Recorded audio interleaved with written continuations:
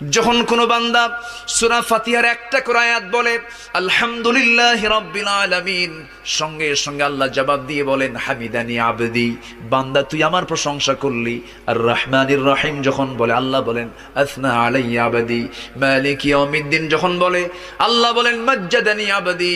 এরপরে যখন বলে ইয়াকা না'বুদু ওয়া ইয়াকা নাস্তাঈন পর্যন্ত যখন বলে আল্লাহ বলেন বান্দারে তুই আমার কাছে কি চাস, প্রাণ খুলে চারে বান্দা।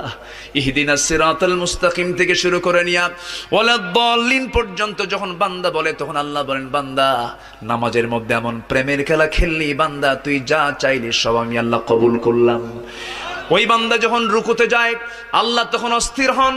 ওই বান্দা যখন সিজদায় যাওয়ার জন্য প্রস্তুতি নাই, সমস্ত ফেরেশতাকে ডাক দিয়ে বলেন ও ফেরেশতারা, এই বান্দাগুলো আমাকে দেখলো না, রাসূলকে দেখলো না, কোরআনকে দেখে হাদিসকে বিশ্বাস করে আমাকে খুশি করার জন্য তার সবচেয়ে সম্মানজনক